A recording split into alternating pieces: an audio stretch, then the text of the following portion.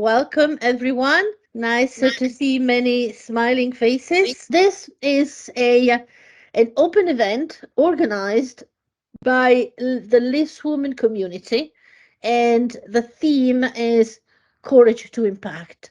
Very briefly on LIS Woman, it is a networking community online that collects ladies, business women who are or aspire to be at board or C-suite or executive level. So ladies in influential positions, but we define it as international women who might work internationally or who are based sometimes in a country different than their own, because this is a very specific niche of powerful, influential women who can actually have an impact in bringing different perspectives, the diversity of ideas that is so useful to challenge businesses to do more and better, more productively, more in a more innovative way. But of course, this also brings some disturbances and changes that might be faced with resistance. And so the motto of LIS Woman is actually connect to impact, because we have learned that women sometimes are not as used to professional networking as men, and actually having a support, a professional contest where you can exchange ideas and feel less alone with other women is very helpful to encourage you to speak up. So this is an open event because we experience something very rich, very useful, very good learning opportunities within our membership. And we thought that we want to once in a while extend this experience to other women. We have Ingeborg Gasser-Kriss. You can certainly say something yourself afterwards, but I know you as a fantastic innovator, a great leader, very charmingly and fierce, charmingly fierce, I would say, with great ideas and a supporter of also entrepreneurs. Wenche is a PhD in pharmacology, a lady with enormous experience in working internationally, sitting on, I don't know, I think 15 boards and chairing a few of them, a great friend of Pauline and another role model. When we were talking briefly today, and I said sometimes we hesitate to speak up, her reaction was, "I never speak. I always speak up." Indeed, most of my career, I've been in innovation, as you said, and today part of my time goes indeed into supporting entrepreneurs.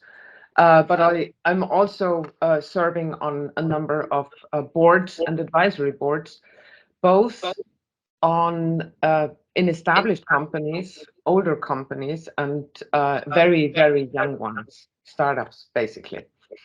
And I mean, courage comes in many forms, and especially when you work with startups, you also get a different breed of courage and exposure to that. But I think for most of us, the context is corporate and not so much startups.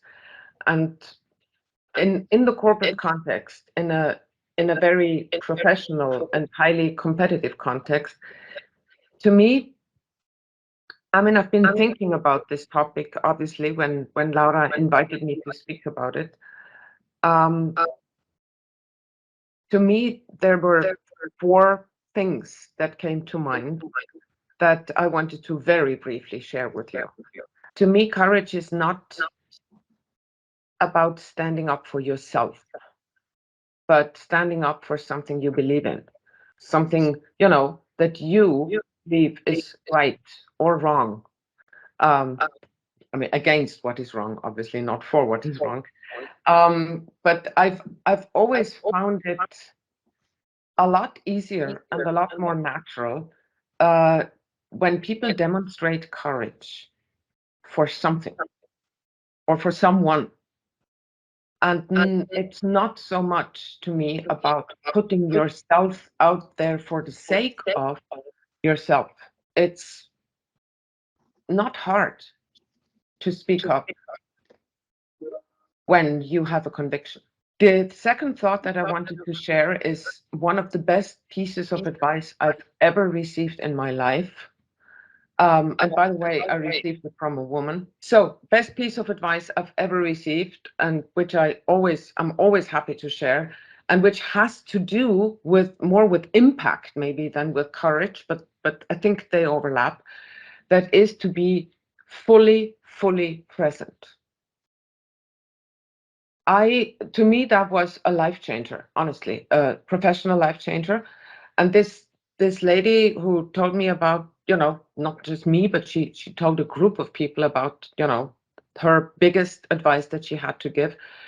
In her case, it was also related to work life, private life, professional life, and never being good enough in any of them, because basically you're thinking about the other part of your life when you're in one part of your life. And she said, just be present.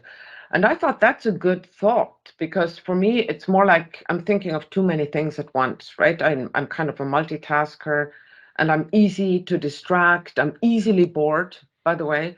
So I start doing other things. And so I thought that could be an advice that is good for me. And I implemented it immediately, and the effect was incredible. Like, believe me, when you are fully present, undistracted, you bring your full energy to the table. That's the full you. Only that is the full you, the full potential of the impact you can make. I could be distracted sometimes, and I can tell immediately when I'm distracted, I'm half as good. I'm talking about the personal impact I make. And I'm just so unhappy with myself after a meeting where I've been worrying about my mom on the side. And it doesn't help my mom, and it doesn't help my impact. So I've had to make a conscious effort very recently to apply this old learning again. And it works. Like, I put everything away. I focus on you people now, for example. So I'm here, right? I really am fully here. And here is one fun observation that I had, that this also works in the private space. You're almost making a bigger impact by being fully there half of the time than being half there all of the time. This is such an incredibly powerful advice, Ingeborg. I know it, and it's not so easy to put it in practice, because we're often just thinking, did I say it right, or will I say it right, and we focus less on, let's just say it as it is now. The third point is really closely related. And this is what I tell everyone. So many people are insecure, founders who meet their investors and so on. And what really, really, really works for me is to turn the vector around, to turn the logic around. What the world thinks about you becomes so unimportant when you focus on what you think about the world. It's like curiosity about the world. Like, curiosity basically points the vector of energy away from you towards the world, versus, the world being interested in you. You are interested in the world. And you can do that. I feel like you make a bigger impact. I feel like you can be a lot more natural, a lot more, yeah, present and powerful when you don't worry about yourself, when you worry about the world. How do you find the courage to speak your mind, to make an impact in the room, if you like? So I have also 3 points. In my world, which is the pharmaceutical development world, facts, competence, and knowledge is extremely important. you have to know the area you're talking about. And just to give you an example, my first board position was in a company called Mölnlycke in Sweden. It's now owned by Investor. They make, they are in wound care. They make everything you need to have around surgery, more or less. And I was the only female. I was quite young. I realized that the only way I could get respect from the 30 plus years men that were in the room was to read the board material like the devil reads the Bible. And that was a very successful thing to do. You have to have the knowledge, you have to have the facts, you have to base your arguments on data. I'm sure it's not only in my world, but I think that's extremely important, number one. Then you have to have a moral compass. Is that the right English word? I suppose so. You need to, a little bit what you said, Ingeborg, you need to believe in what you're saying. You need to have your heart in your what you're going to speak about. And you have to be able, if necessary, to go against the views of others. Because if you don't do an impact. And there are many ways of doing that. I think that it's a lot about how you say things, how you present your view. Of course, it should be with self-esteem, firm, very open and transparent, but also in a way that invites others to comment, if you see what I mean. The third one, my father told me, you have to have the right body language. Even if your all inside is in turmoil, you need to be able to own the room, to show your self-esteem, to be sure of yourself, even if actually you might not feel it inside. There are three things you need to learn. One, walk with a straight back. So I walked around the house with a book on my head. Right? Number two, look people in the eye. And number three, a firm handshake. Those were the three things which have learned me so much. We have an impact even when we don't think about having an impact. Just by walking into a room, the way you walk into a room, you've already made an impact. If you just hide away and go and sit in a corner, you have a certain impact. If you own your space and spread around and put yours on the table, you know, the border, you put a paper here, a paper there, you own your space.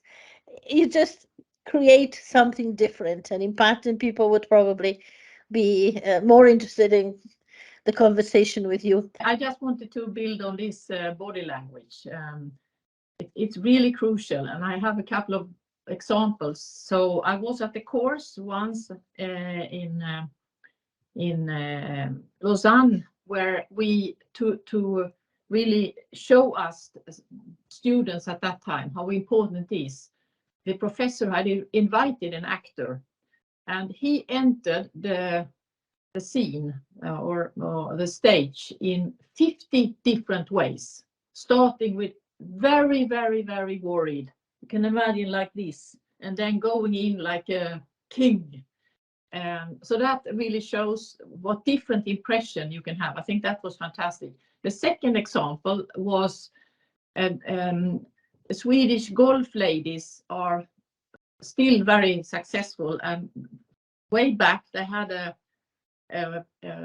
trainer, someone who they practice with, who told them, whatever result you have when you walk up to the 18th green, that's the last one when all the people are sitting watching them, always walk with a straight back, even if, because that will impact your game as well.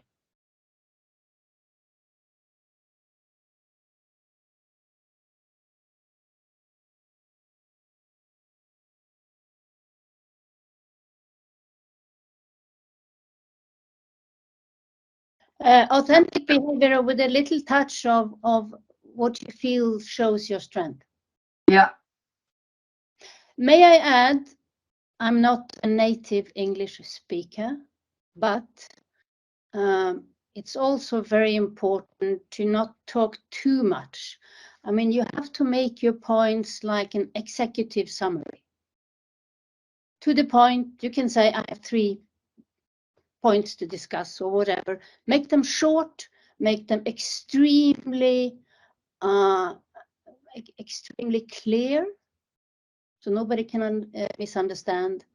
So I think what many people do is they talk too much when they put forward their views. Thank you for this last comment, Wenche. We had a similar conversation on a previous panel about courage to impact, and we were reflecting upon how sometimes we get into our own head and we want to win, to be right, to convince, and then to convince you have to give a lot of explanations, and then it becomes a very long lecture, as you say, and it's totally ineffective. And it starts from not from the curiosity or the generosity to share something and to have an impact and to stir a conversation, but it starts from the fear of not being understood, and then we try to sell and sell and sell. We often have a false perception, I think, of negativity in the context of boards.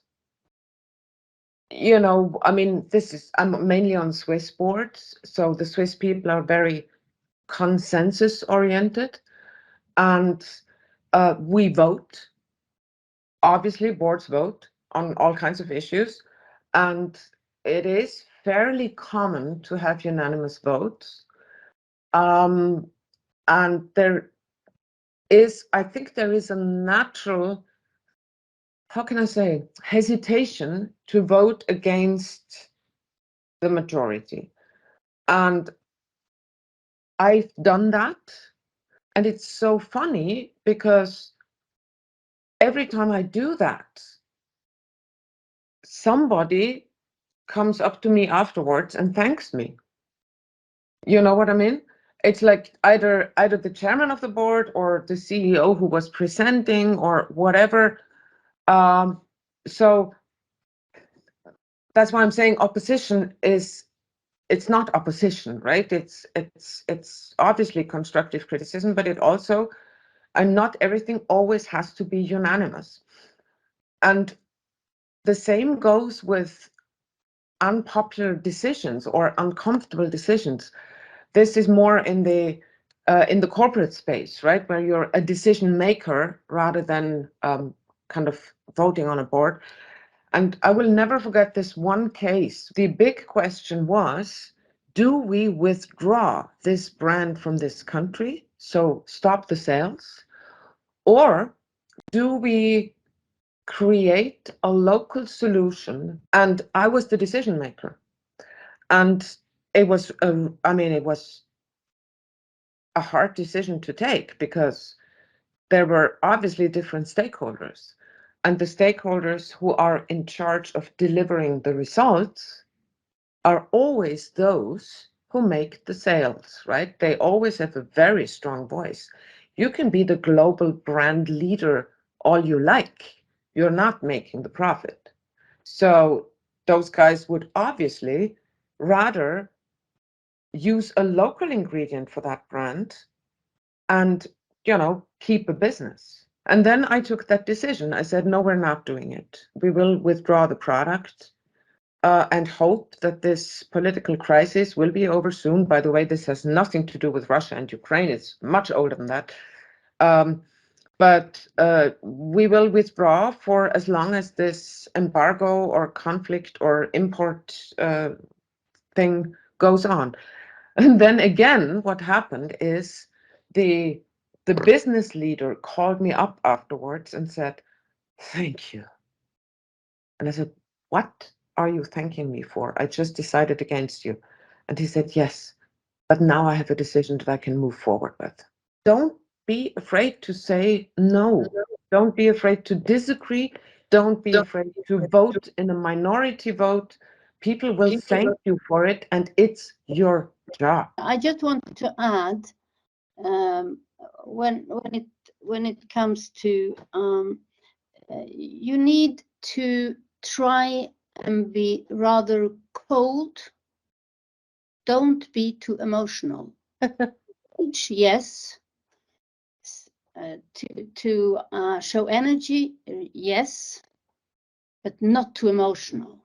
You have to keep a little bit of a stiff upper lip. Emotional management is one of the most important things, not feeling not putting everything on ourselves. Sometimes there's depending maybe on the education, maybe on the background. There are many ladies that I see that are at high levels now. I'm coaching. I'm an executive coach. After a corporate career, I have become a trainer, and I'm still surprised that some ladies at important responsible position get so much weight of stress and hesitate to speak up because they also want to do everything right because they come from maybe from an education where you need to be a good girl, a diligent girl. Some of us, I put myself in there, were maybe rebels playing with boys and being reprimanded for being always too much with boys. But for some others in some cultures, it is really hard to overcome the being a good girl and doing it all. And so sometimes you have women who are very tired, who do everything, say yes to everything. I heard one of you saying sometimes you have to say no. And it is so hard to say no and to stand your ground. Sometimes it is not good for the business to do it all. You have to make decisions and have priorities. When I was younger, I did my job and my boss's job because I didn't say. This is like 30, 35 years ago. I quite early understood that that's not a good way forward. You need to be able to say no. You need to know what is my responsibility, what is my boss' responsibility, or my colleague, or whatever. And you don't have to be rude. You don't have to be emotional. You just say that in a good way. Forward. This is not my responsibility. Your boss must have liked you very much, but how did you get out of that? Out of doing the job for him as well? I wasn't popular with him because he thought I should do his work as well. So I found myself in another position. That's probably the wisest thing I've done. But I realized it can't go on like that. This thing about taking it personal, right? That is exactly the thing that I think makes you weak. Honestly, it makes anyone weak. That is not just a woman thing.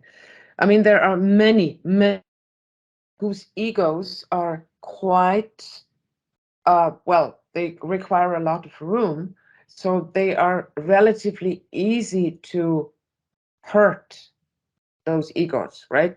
So they do take things personal as well. And I just in my experience, it's totally unhelpful.